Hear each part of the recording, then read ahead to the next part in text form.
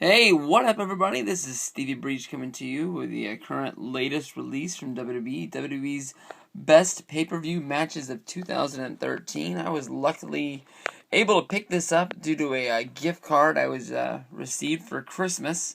I made a video about my big old trip out to Best Buy the other day. I recently had stated that I was not going to pick this up, but if it wasn't for the gift card, honestly, this probably would have been something that I would have picked up at a later date once, WWE Shop put it on sale, or I found a cheap version on Amazon. For the one reason that they abandoned going and doing these on Blu-rays the last few years. Best of the pay-per-view matches, 2012 on Blu-ray, 2011 on Blu-ray, 2009, 2010, that was on Blu-ray. This is actually one of the first releases, one of the first sort of harder to find ones that came out there. I had skipped on that one at first and decided to jump on that when I noticed that the price was actually going up instead of going down after being released for a while. If you notice Jeff Jarrett hanging out down there, it's because my shit is all currently a little bit fucked up right now. I actually have a whole bunch of DVDs on the floor. Right here where used to be my collection where I used to put all of my wrestling, and I had ran out of room. Sort of went with the new sort of stacking thing. These are all my TV shows now, and then I will be moving my regular movies to the other side of the room. I have a huge movie collection. The wrestling stuff will be sort of showcased on top, and then we will go from there. But here's your cover. Whole lot of awesome pictures in here. Here's from Extreme Rules. There's Brock and Triple H from Extreme Rules in the steel cage this year. Here's Daniel Bryan after losing the WWE Championship. I'm not sure what event that is, but maybe it's SummerSlam. In my mind it is. That'd be pretty freaking awesome. But then again, he wouldn't be upright then. He'd be selling that pedigree, because, you know, once you get hit with that pedigree by Triple H, you're going to be down for at least 15 to 20 minutes. Right there, we're probably going to have The Rock from either the Royal Rumble. Got a little thing there at the bottom. I like that.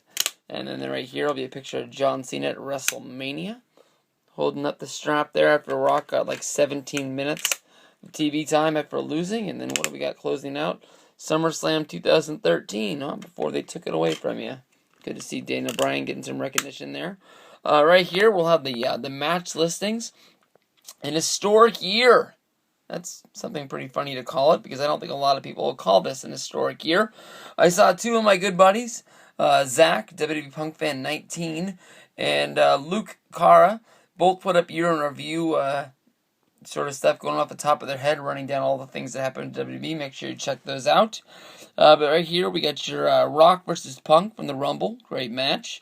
Here we go. Elimination Chamber. We got Cena, Ryback, and Sheamus teaming up against The Shield. Of course, The Shield pulled that one out.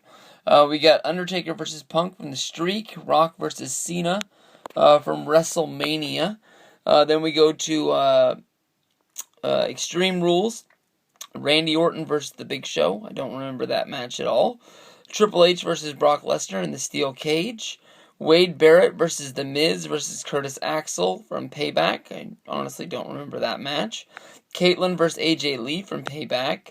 Dolph Ziggler versus Del Rio from Payback. Payback got a whole lot of love on here. I don't remember it being that great of a show. And then we have Money in the Bank for the World Heavyweight Championship thing that was won by, I was about to say Dean Ambrose, but it was won by Damian Sandow. I've honestly had the hardest time remembering his name ever since he lost the Money in the Bank. I don't know what that means, but honestly, I have been here trying to make a video a few times and could not remember Damian Sandow's name. There we go to SummerSlam. We have CM Punk versus Brock Lesnar. Some people said that was the match of the year. I said that it wasn't that good, and then freaking Yay88 called me out and said that at the show I loved it. I guess I just haven't seen it since and don't really remember it. SummerSlam 2013, Cena versus Bryan. I'm hoping that we get the cash-in after that, but I cannot confirm it at this time. Del Rio versus Van Dam at the Night of Champions. We have Night of Champions AJ Lee versus Natalya versus Naomi. The fuck is Naomi? Oh, from fucking Divas. From the Tons of Funkadactyls. And then we have Brie Bella. We have Battleground. Seth Rollins and Roman Reigns going up against Cody Rhodes and Goldust. That was nominated for a Slammy. Del Rio versus Cena. This is the comeback at Hell in the Cell. We have another Hell in the Cell match. Randy Orton versus Daniel Bryan. That was a great match. And then the year just stops at the end of October. You don't get anything from Survivor Series. You don't get anything from TLC. Somehow, this is the best matches of 2013, and for the 4th year in a row, they act like there is no ending of the year. I know you want to get this out for some Christmas presents and so on and so forth, but this is the one thing that I've always not liked about this set that much, is that they just sort of cut out the last 2 pay-per-views, like nothing really ever really happens. But there you got Brock, Big Show, The Rock, Rob Van Dam, and Damian Sandow. They're finishing out the back panel here for you. All those guys had big years. Sandow hopefully having a better future than he did in the last few months since winning that briefcase in July. But he did have a good match with Cena. Hopefully we'll see that on the Best of Raw and SmackDown coming soon. But for now, this is CM Punk signing out.